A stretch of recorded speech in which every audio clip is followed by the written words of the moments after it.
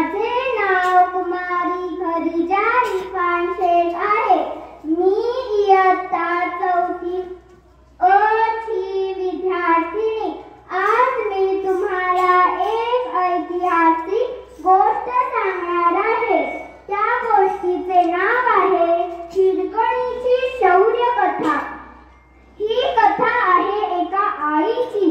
ही कथा आहे एका आईच्या प्रेमाची.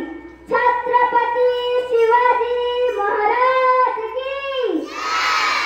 असं म्हटलं की प्रत्येकाच्या अंगावर शहारे येतात.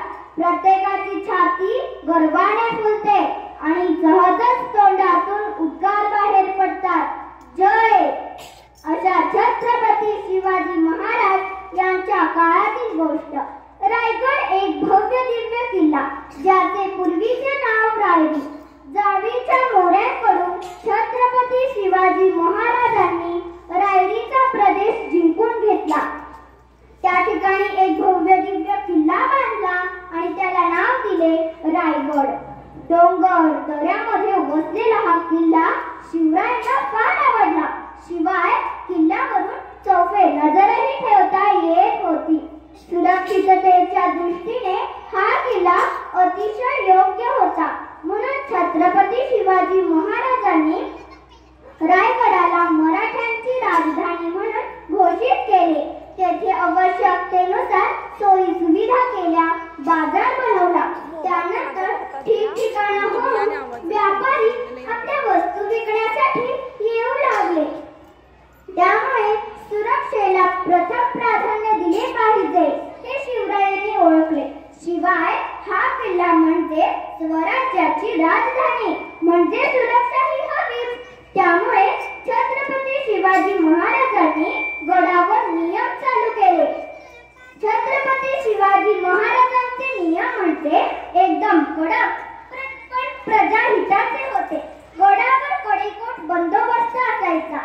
सूर्यास्तानंतर तोफ झाली की गडाचे दरवाजे बंद करायचे आणि सूर्योदय झाला की गडाचे दरवाजे उघडायचे असा नियम होता. त्यामधल्या वेळेत कोणीही गडाच्या बाहेर येऊ शकत नव्हता आणि कोणीही गडाच्या आत येऊ शकत नव्हता. असं म्हणतात की आली तर ते फक्त हवा असेल आणि गेलं तर ते फक्त पाणी असेल. रायगडाच्या पायथ्याशी एका झोपडीत एक स्त्री आपल्या नवऱ्यासोबत आणि त्यांच्या बाळासोबत राहत होती. तिचे नाव होते हिरकणी म्हणजे हिरा. नवरा राजाच्या संन्यास सेवेला होता. घरात तान्ही बाळ. पोटा पाण्यासाठी ती आपल्या गोठ्याचे दूध घेऊन रायगडावर विकायला जायची. एक दिवस ती नेहमीप्रमाणे आपल्या बाळाला पाण्यात झोपून शेजारच्या बायकांसोबत दूध घेऊन रायगडावर विकण्यासाठी घेऊन गेली. तिने दूध विकले पण दूध विकता तिला उशीर झाला. सूर्यास्त झाला. तोफ कडाडली आणि हिरकणी भानावर आली. ती धावत पळत गडाच्या दरवाजापाशी आली पण गडाचे दरवाजे तोपर्यंत बंद झाले होते. तिने शिपायांना विनंती केली, घरची परिस्थिती सांगितली पण शिपायांना सर्व समजत जरी असेल तरी ते काही करू शकत नव्हते. त्यांनी तिला गडावरच आसरा घ्यायला सांगितला. पण एकाला आपल्या लेकरावरून करवेल कसे?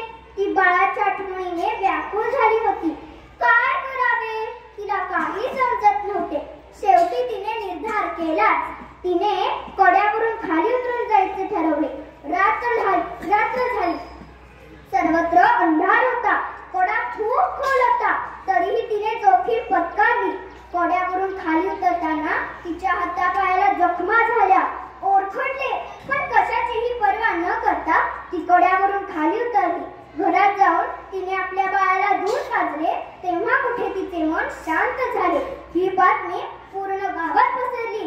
जेव्हा छत्रपती शिवाजी महाराजांना ही बातमी समजली तेव्हा ते चकित झाले.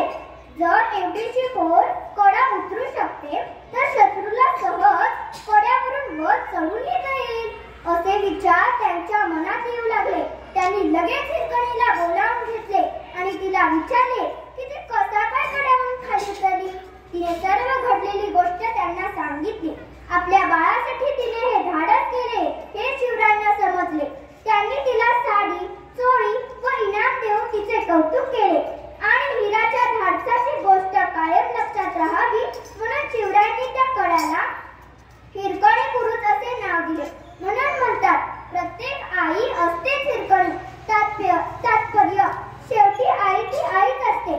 आई आपल्या बाळासाठी काहीही करू शकते.